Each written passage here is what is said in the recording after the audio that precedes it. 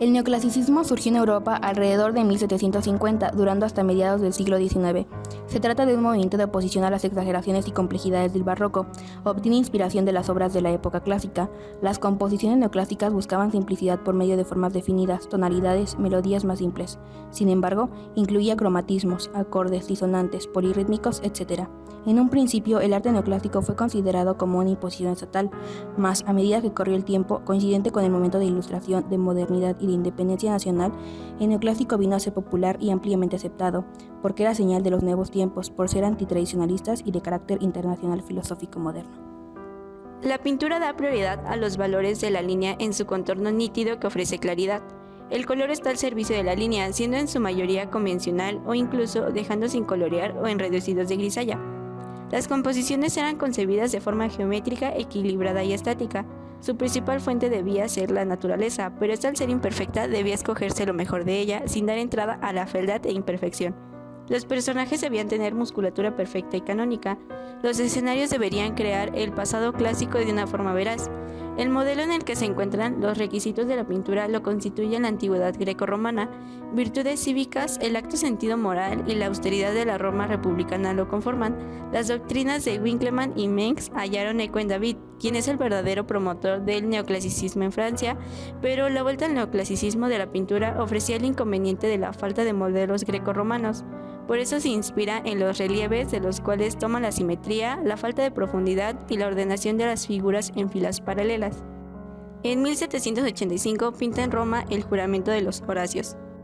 En 1787 pinta la muerte de Sócrates. En 1789 pinta a los lictores llevando a Bruto los cuerpos de sus hijos. 1793 pinta la muerte de Marat. 1799 pinta el rapto de las Sabinas.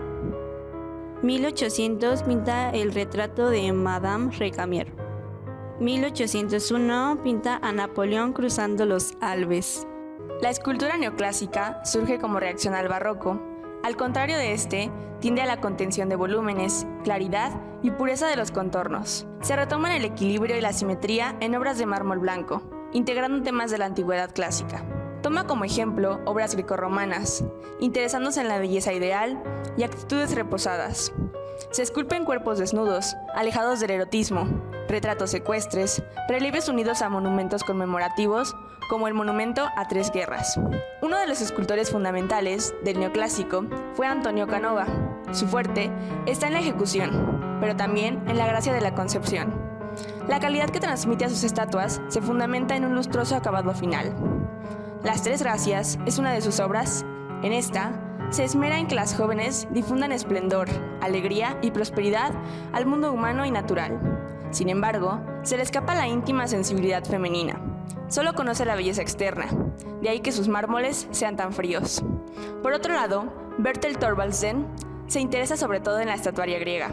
Entre sus obras están Jasón y el Vellocinio de Oro, que conquista debido a la perfección de sus formas y el equilibrio de sus volúmenes, ya que no se ve perturbado por la expresión de contenidos pasionales.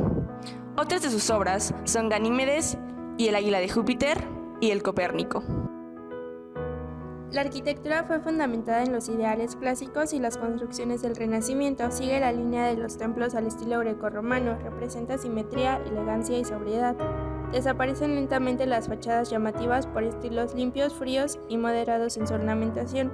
Algunas obras arquitectónicas son Panthéon de París, Francia, construido en 1764 y 1790, iniciada por Jacques-Germain Soufflot y finalizada por Jean-Baptiste.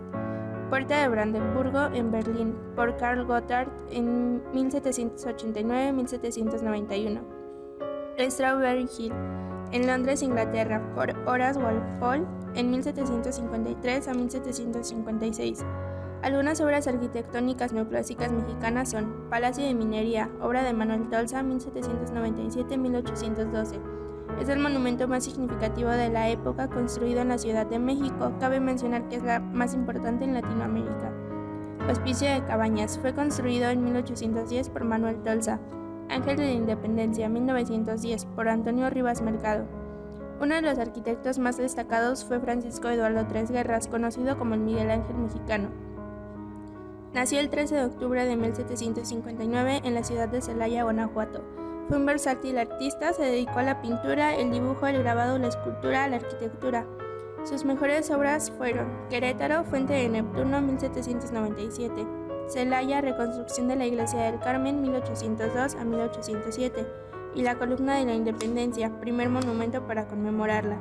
Las composiciones neoclásicas buscaban simplicidad por medio de formas definidas y melodías más simples. Sin embargo, incluía acordes disonantes, polifórmicas, etc. El objetivo era lograr una música agradable y fácil de escuchar.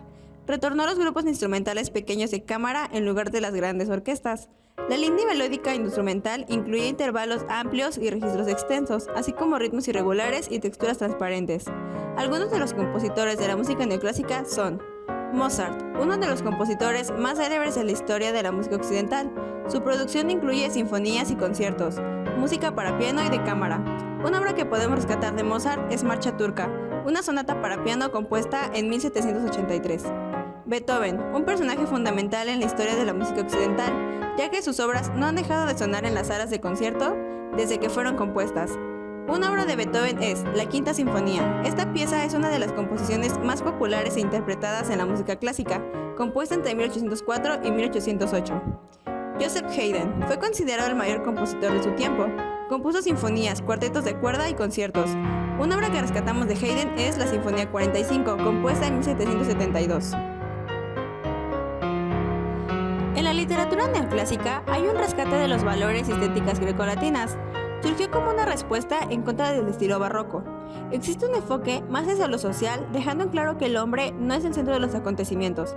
Los temas más frecuentes eran la libertad, la tolerancia religiosa y la oposición a la monarquía.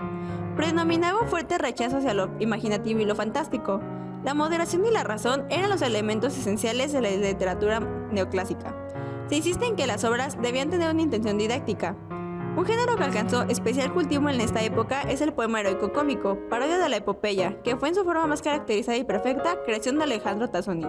Los géneros predominantes de la segunda mitad del siglo XVII son la fábula, el poema didáctico y el poema ingenioso. Uno de los autores más importantes del neoclasicismo fue Félix María Samaniego,